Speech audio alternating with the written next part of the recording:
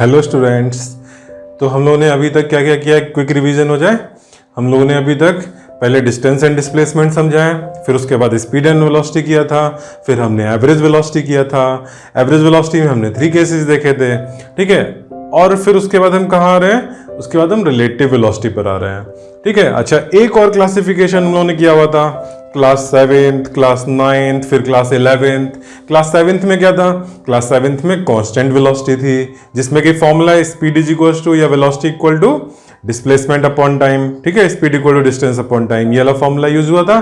फिर उसके बाद हम लोगों ने 9th क्लास में ने देखा था कि जहां पर कांस्टेंट एक्सेलरेशन का मोशन होता है। फिर लास्ट है 11th क्लास वाला, जिसमें कि हम लोग देखेंगे कि एक्सेलरेशन भी वेरिएबल है, ठीक। तो अब ये जो हमने टॉपिक, दो टॉपिक के मैं नाम ले रहा हूं, average velocity and relative velocity. ये दो टॉपिक हम under the all these 3 headings यानी 7th, 9th एंड 11th तीनों में अलग रिपीट कर करके करेंगे। यानी कि पहले हमने एवरेज वेलोसिटी हमने किस कॉन्टेक्स्ट में किया, हमने वहां किया जहां पर कि वेलोसिटी कांस्टेंट थी, यानी कि फर्स्ट पार्ट में v1 थी, सेकंड पार्ट में v2 थी, और during this first part v1 constant थी। फिर उसके बाद फिर सेकंड पार्ट में v2 कांस्टेंट थी, ठीक है। याद है डिस्टेंस डिवीजन, टाइम डिवीजन। तो वैसा ही रिलेटिव वेलोसिटी में भी हम लोग आज क्या कर रहे हैं, आज हम लोग कर रहे हैं जिसमें कि वेलोसिटी कांस्टेंट है, ठीक है। एक्सेलरेशन नहीं है, acceleration during the motion is 0, ठीक है। तो ये हमारा 7th क्लास वाली हेडिंग के अंदर रिलेटिव मोशन की बात कर रहे हैं, ठीक है। अब आ जाओ यहाँ पर डेफिनेशन पर, व्हाट इज रिलेटिव वेलोसिटी, ठीक है। अच्छा, डेफिनेशन से पहले सिंबल देखो, what is the symbol for velocity, relative velocity. Relative velocity के लिए सिंबल यूज करते हैं VA, B, ठीक है। सब स्क्रिप्ट में A, B हमने लगा दिया। इसका मतलब है कि वेलोसिटी ऑफ A, पहले लिखा हुआ है A, ठीक है। तो जो पहले नंबर है, जो सिंबल है, उसकी वेलोसिटी है, वेलोसिटी ऑफ A। आगे रिलेटिव टू बी, ठीक है। रिलेटिव टू बी का क्या मतलब हुआ, इसका मतलब हुआ कि velocity of A as observed by B, ठीक है। वेलोसिटी ए की वेलोसिटी जो बी ने ऑब्जर्व करी। एक एग्जांपल देखते हैं। सपोज तुम एक कार में जा रहे थे, ठीक है। तुम्हारी कार की स्पीड चल रही थी 60 किलोमीटर पर आवर। अब पीछे से एक दूसरी कार निकली, उसकी स्पीड है 80 किलोमीटर पर आवर, ठीक है। उसने तुम्हें ओवरटेक कर लिया। अब वो जो 80 किलोमीटर पर आवर की स्पीड है, अगर कोई आदमी ग्राउंड पे खड़ा हुआ हो तो उसको तो वो 80 दिखेगी, लेकिन तुमको वो क्या दिखेगी, ठीक है। तो suppose you are observer B and वो जो कार आगे निकल गई वो है कार ए। तो what is the relative velocity of car A with respect to B, इसको हम कैसे बोलेंगे, velocity of car A as observed by your car या योरसेल्फ बी, ठीक है। तो तुमको वो कार किस स्पीड से आगे निकलते हुए दिखेगी। एक छोटा सा एग्जांपल देख लो, इसी जो हमने एग्जांपल लिया उसमें, कि अगर मान लो किसी मोमेंट पर कार ए और कार बी साथ में जब उसने जस्ट क्रॉस किया, ठीक है। At the time of the crossing ए कहां पर है, बी के ही पास में है, ठीक है। दिस इज द रोड, और रोड पर ए ने अभी बी को क्रॉस कर जस्ट मैच किया है, ठीक है ना। दोनों एग्जैक्टली सेम पोजीशन पर है, ठीक है। दोनों मूव कर रहे हैं, अलग अलग वेलोसिटी से मूव कर रहे हैं, बट बी अभी यहां पे है, ए ने आकर के बी को क्रॉस किया, ठीक है। अब ए आगे बढ़ता जाएगा। ए की स्पीड क्या है, ए की स्पीड है 80 किलोमीटर पर आवर, यानी कि 1 आवर में ए कितना चल जाएगा, ए चल जाएगा 80 किलोमीटर, ठीक है। अच्छा, किस मूवमेंट के इसको हम टाइम 0 बोल रहे हैं, टाइम 0 बोल रहे हैं जिस मूवमेंट पर ए बी के बिल्कुल बगल में था, ठीक है। ए और बी साइड बाय साइड है, उस मूवमेंट मैंने टाइम अपना स्टार्ट किया t=0। वहां से 1 घंटे बाद ए कहां पहुंचा, 80 किलोमीटर, और बी कहां पहुंचा, बी की स्पीड कितनी थी, बी की स्पीड थी 60 किलोमीटर पर आवर, ठीक है। और ए की स्पीड क्या थी, 80 kilometre per hour.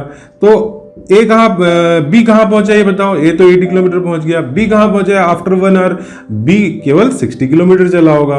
This distance is 60 kilometre, ठीक। अच्छा, तो बी ने ए को किस स्पीड से आगे जाते हुए देखा। 1 घंटे बाद जब बी देखेगा तो बी को लगेगा कि ये बी की पोजीशन है आफ्टर 1 आवर, और ये ए की पोजीशन है आफ्टर 1 आवर। तो बी को क्या लगेगा कि ए तो मुझसे 20 किलोमीटर आगे पहुंचा 1 आवर में। 1 आवर में अगर 20 किलोमीटर आगे पहुंचा तो हम कैसे इसकी वेलोसिटी को कैसे बताएं, ठीक है। बी ने जो ऑब्जर्व करी वेलोसिटी, बी के अकॉर्डिंग ए ने 20 किलोमीटर का डिस्टेंस कवर किया, ठीक है, इन 1 आवर। तो what is the relative speed, 20 kilometre in 1 hour, यानी कि 20 kilometre per hour. This is the relative velocity. ठीक है, अगर हम स्पीड और वेलोसिटी में कोई डिस्टिंक्शन नहीं कर रहे हैं, जो कि हम स्ट्रेट लाइन मोशन में जब तक कि रिटर्न नहीं होता है तब तक हम नहीं करते हैं डिस्टिंक्शन। ठीक है, तो यानी कि हम इसको रिलेटिव स्पीड भी बोल सकते हैं, रिलेटिव वेलोसिटी भी बोल सकते हैं। ठीक है, तो हमारा यहाँ पर क्या हो गया, relative velocity, velocity of B नहीं, relative velocity of A with respect to B हमारा आ गया 20 किलोमीटर पर आवर। ठीक है, अभी ये तो हमने कैसे किया है, कॉमन सेंस से किया है। ठीक है, या कह सकते हो कि हमने बेसिक डेफिनेशन का यूज करके किया है। ठीक है, तो this is the relative speed, relative velocity of A with respect to B. ठीक है, बी हमारा ऑब्जर्वर है। अच्छा, इसको उल्टा कर दें। ठीक है, क्या कर दें, ए को ऑब्जर्वर बना देते हैं और बी को क्या बना देते हैं, बी को ऑब्जेक्ट बना देते हैं जिसको कि हम ऑब्जर्व कर रहे हैं। तो ए क्या देखेगा, ए 80 किलोमीटर चला गया, बी 60 किलोमीटर चला।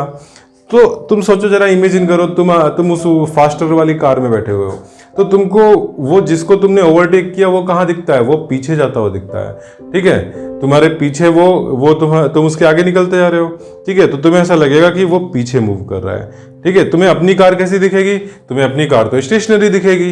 तुम उस कार के अंदर बैठे हुए हो, कार का हर पार्ट तुम्हारे रिलेटिव क्या है, स्टेशनरी है। ठीक है, तुम्हारे और अपनी कार के स्टीयरिंग के बीच का डिस्टेंस फिक्स है। ठीक है, तुम्हारे और अपनी कार की सीट के बीच का डिस्टेंस फिक्स है। ठीक है, जब डिस्टेंस फिक्स है तो इसका मतलब स्टेशनरी है। ठीक है, तो तुम्हारा अपनी कार के रिलेटिव मोशन या तुम्हारे रिलेटिव तुम्हारी कार का मोशन क्या है, एट रेस्ट है। ठीक, तो खुद की तो वेलोसिटी, खुद की कार की वेलोसिटी हमारे रेस्पेक्ट में 0 है। ठीक, यानी कि ए कार में ऑब्जर्वर बैठा है तो उसको ए कार, जो कार ए है वो तो 0 वेलोसिटी की दिखेगी, बट बी कार जो दिखेगी वो किधर दिखेगी, वो पीछे जाते हुए दिखेगी। किस स्पीड से, तो देखते हैं 1 आवर में वो उसको बी कितना पीछे गया, 1 आवर में बी 20 किलोमीटर पीछे गया। ठीक है, तो वो क्या बोलेगा कि बी मुझे किस स्पीड से जाता हुआ दिख रहा है, बी 20 किलोमीटर पर आवर की स्पीड से जाता हुआ दिख रहा है। ठीक है, वेलोसिटी की बात करें तो उसमें डायरेक्शन भी आ जाएगा, तो डायरेक्शन किधर है, ए के लिए बैकवर्ड है। ठीक है, तो ए के लिए बैकवर्ड यानी वेलोसिटी हम क्या बोलेंगे, वेलोसिटी में तो हमें फिर माइनस साइन लगाना पड़ेगा क्योंकि वहां डायरेक्शन भी होता है। तो अगर मैं velocity of B relative to A बोलूं तो मुझे क्या करना पड़ेगा, -20 किलोमीटर पर आवर करना पड़ेगा। ठीक है, अभी हम लोगों ने कहीं कोई फॉर्मूले की बात नहीं करी है, हम सब कुछ कॉमन सेंस से देख रहे हैं। ठीक है, कॉमन सेंस और बेसिक डेफिनेशन। ठीक है, अब हम फॉर्मूला डिराइव करेंगे, लेकिन उससे पहले जरा देखो डेफिनेशन क्या है। ठीक है, मैंने यहाँ डेफिनेशन लिखी हुई है। ठीक है, ये थोड़ी फॉर्मल डेफिनेशन है। ये फॉर्मल डेफिनेशन तुमको अगर एग्जाम में आता है तो ऐसे लिखना है। ठीक है, क्या है डेफिनेशन, वेलोसिटी ऑफ ए, हम लोग किसकी बात कर रहे थे, velocity of A relative to B. Velocity of A relative to B is defined as the rate of change of position. ये तो ये वर्ड मैंने वेलोसिटी की डेफिनेशन से पिक किया है। वेलोसिटी होती थी ना, rate of change of position, वैसे यहां पे किया है। तो velocity of A relative to B is defined as the rate of change of position of A as observed from the reference frame of B. अच्छा, अब हम लोग क्या करेंगे, अब हम लोग रिलेटिव वेलोसिटी के लिए एक फॉर्मूला डेवलप करेंगे। ठीक है, सबसे पहले हमने कुछ एज्यूम किया यहाँ पर, क्योंकि ये कार ए है, ये कार बी है। ठीक है, इस मोमेंट पर दोनों साथ में हैं और ये जो वी स्पीड से चल रहा है ये 1 आवर में कितना चलेगा, ये अगर वी स्पीड है तो 1 आवर में कितना चलेगा, जैसे अगर 30 स्पीड होती 30 किलोमीटर पर आवर तो 1 आवर में 30 चलता, 40 होती तो 40 चलता। ठीक है, इसलिए 1 आवर में वी किलोमीटर चलेगा। ठीक है, वी किलोमीटर्स। ठीक, ये वी किलोमीटर चला दिया इसको। फिर वी बी देखते हैं, वी बी जो बी है वो कितना चलेगा, वो चलेगा वी बी किलोमीटर। ठीक, this is V B kilometre. अच्छा, अब हमें क्या देखना है, हमको ये पता करना है कि वी ए कॉमा बी कितना है एंड वी बी कॉमा ए कितना है। ये दोनों बातें पता करनी है। ठीक है, कैसे पता लगेगा, तो वी ए कॉमा बी की डेफिनेशन पे जाओ। इसकी डेफिनेशन क्या थी, V velocity of A relative to B, observer कौन है, ऑब्जर्वर है बी। ठीक है, तो बी पर बैठ के हमको ए कहां दिख रहा है, बी पर हम आफ्टर 1 आवर यहां आ चुके हैं और ए कहां दिख रहा है, ए हमें कुछ आगे दिख रहा है। ठीक है, राइट साइड में यानी पॉजिटिव डायरेक्शन में दिख रहा है। तो मैं यहां पर ये डिस्टेंस निकालना है, क्या करूं, this whole thing is V A, this is V B, तो ये कितना बचा, ये हो गया V A minus V B. V A minus V B.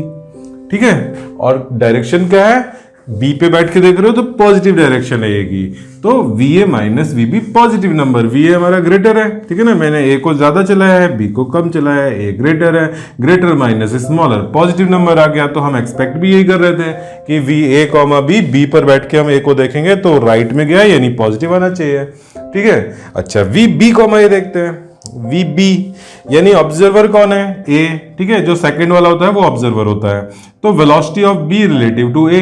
अब ए पर बैठ के तुम देख रहे हो, ठीक, ए पर बैठ करके बी को देख रहे हो, तो फॉर्मूला क्या बनेगा, यहां पे अगर हम देखें तो मैग्नीट्यूड कितना होगा, मैग्नीट्यूड तो इतना ही होगा।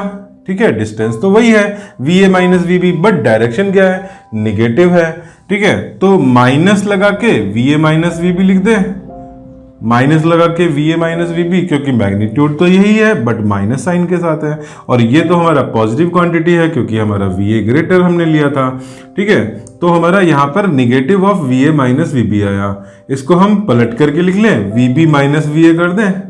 ठीक है, अच्छा तो ये देखो ए कॉमा बी जब था तो तुमने क्या किया था, V A minus V B किया था, और जब वी बी कॉमा ए है तो V B minus V A कर दिया है। ठीक है, ये हमारा फॉर्मूला हो गया किसका, रिलेटिव वेलोसिटी का। ठीक है, तो V A comma B, B comma A, इसमें तुम एक तो ये तरीका है बहुत इजी कि ए पहले है तो वी ए पहले, फिर बी बाद में है तो माइनस वी बी। ठीक है, वी बी पहले यहाँ पे तो वी बी पहले यहाँ, और माइनस वी ए।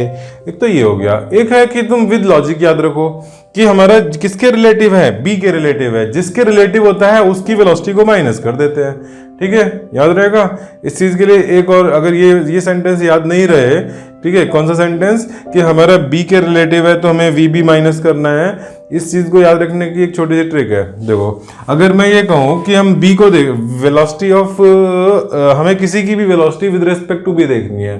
ठीक है, किसी की भी वेलोसिटी, वहां पे ए भी है, सी भी है, डी भी है, ई भी है, बहुत सारी कार्स हैं, और हम विद रिस्पेक्ट टू बी देख रहे हैं।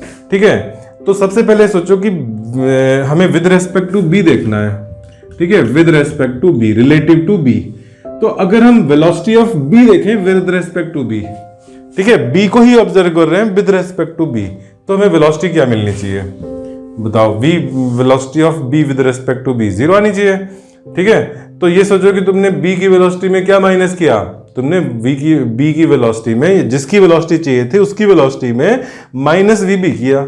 ठीक है, तो विद रेस्पेक्ट टू बी, अगर विद रेस्पेक्ट टू बी है और यहां पर तुम ए लिख दो, यहां पे सी लिख दो, यहां पे डी लिख दो, but with respect to B सब में किया है।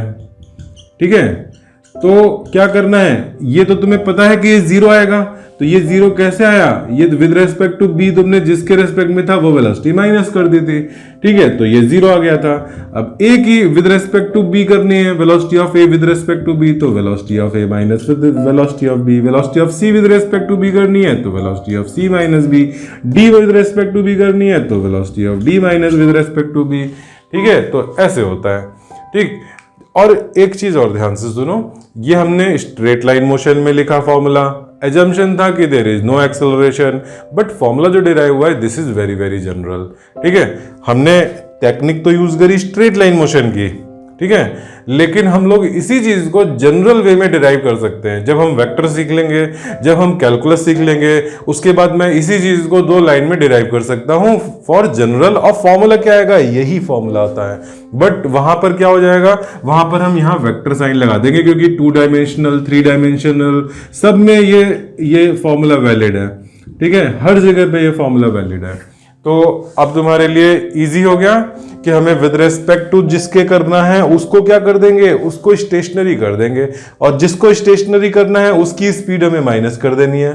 ठीक है, बी को स्टेशनरी करना है, ठीक, अगर विद रेस्पेक्ट टू बी है, ये स्टेशनरी करना वर्ड मैं क्यों यूज कर रहा हूं, जब तुम बी को ऑब्जर्वर बना रहे हो तो बी रुक गया।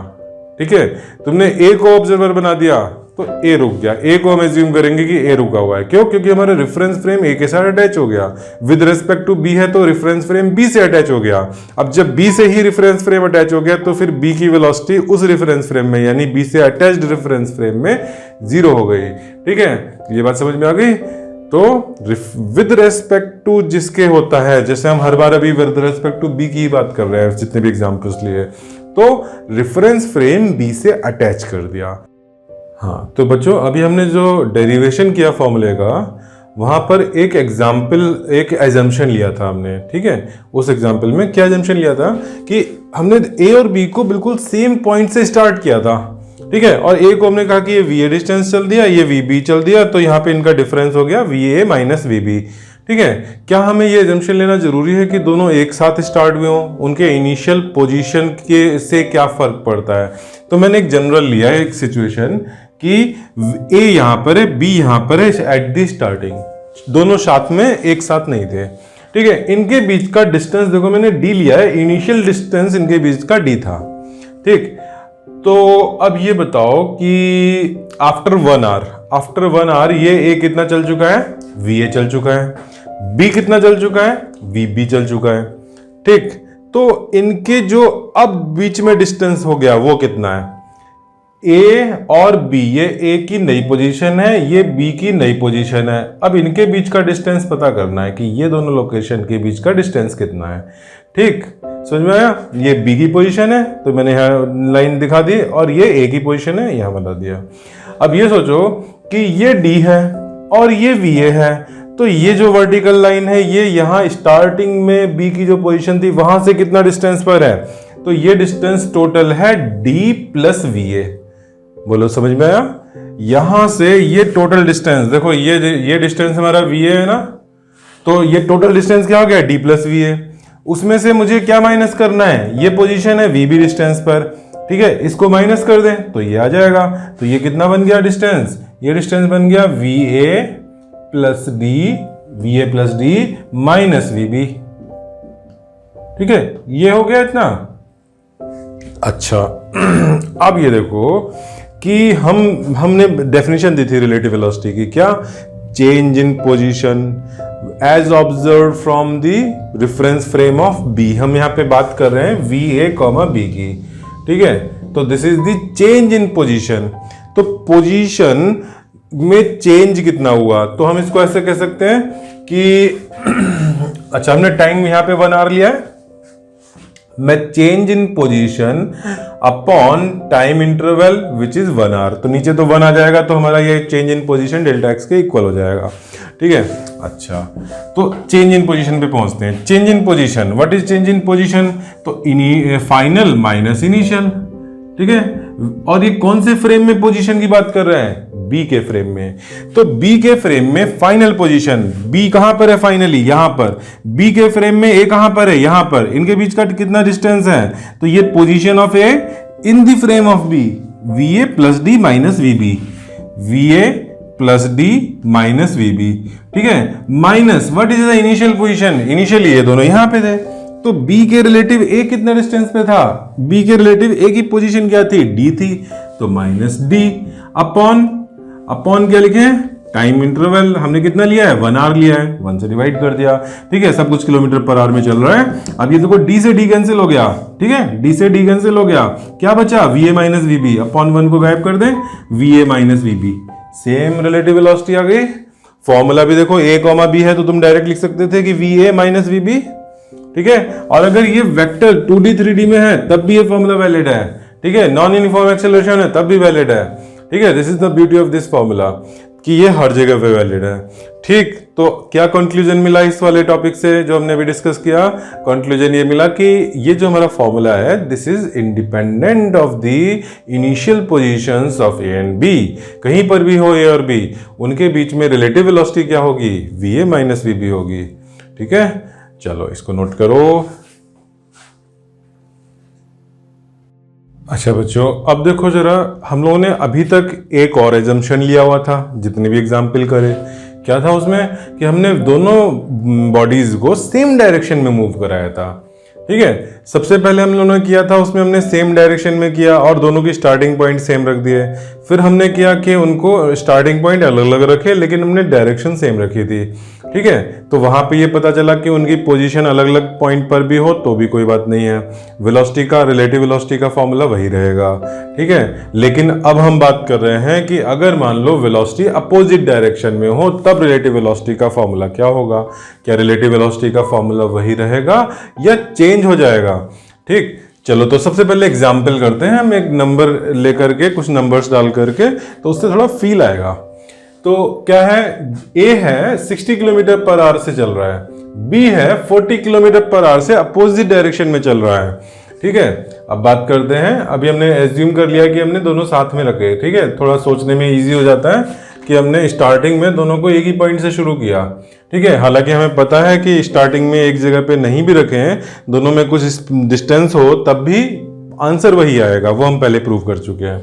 ठीक है, अच्छा अब देखो यहाँ पे हमें रिलेटिव वेलोसिटी निकालनी है, किसकी निकालनी है, ले लेते हैं, चलो velocity of A relative to B ले लेते हैं। ठीक है, हम लोग यही कर रहे हैं हर बार, velocity of A relative to B, फिर हम इसका अपोजिट भी करके देख लेंगे, बी रिलेटिव टू ए करके देख लेंगे।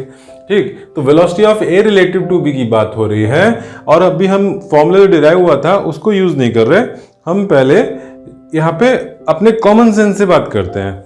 एक घंटे में ए कितना चल चुका होगा, एक घंटे बाद ए चल चुका होगा 60 किलोमीटर।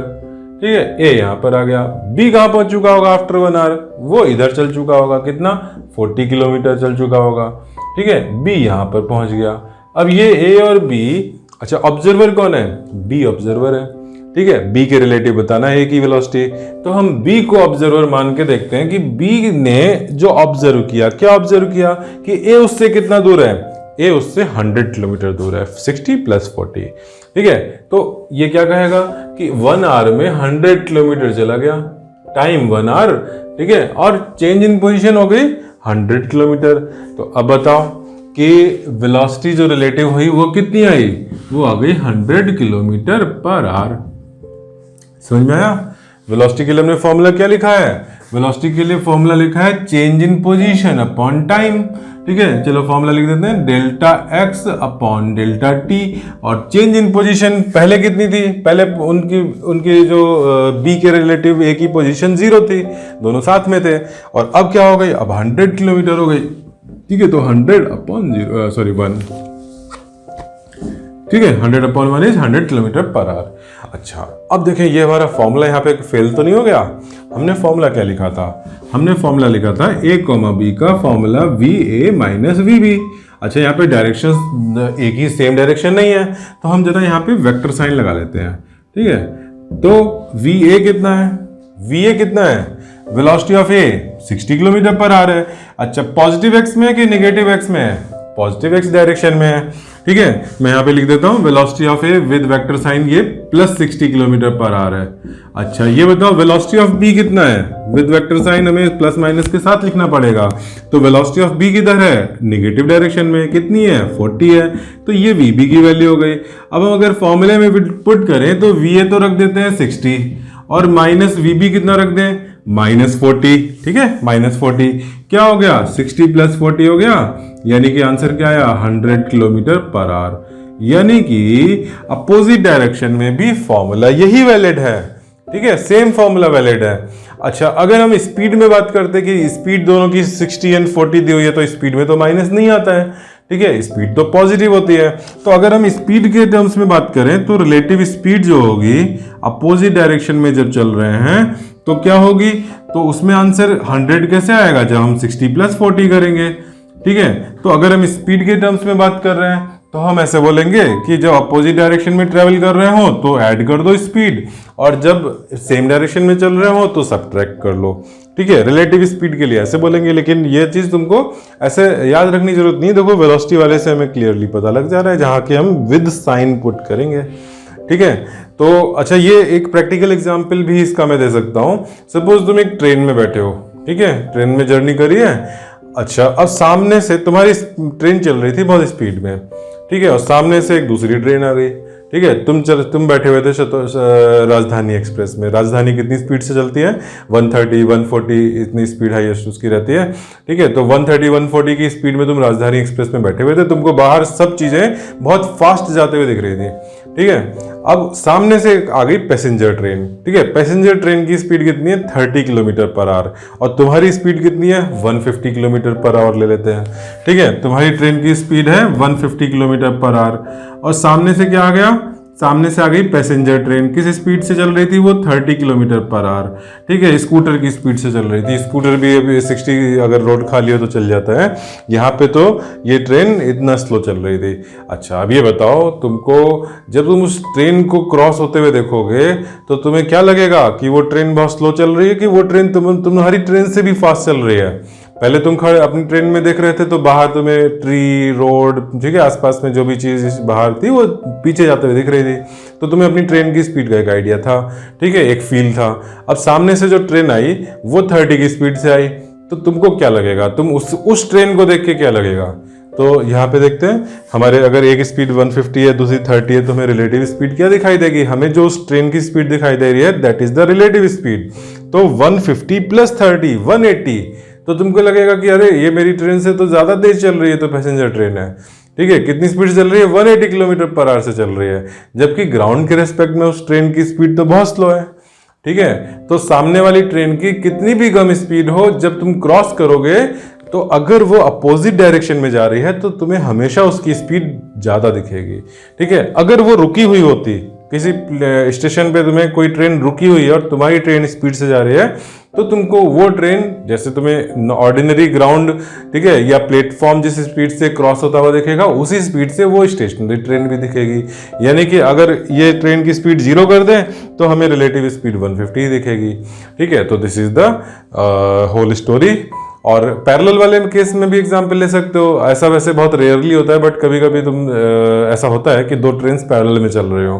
ठीक है, यूट्यूब पे देखना, यूट्यूब में इस तरह के वीडियोस मिलेंगे तुम्हें।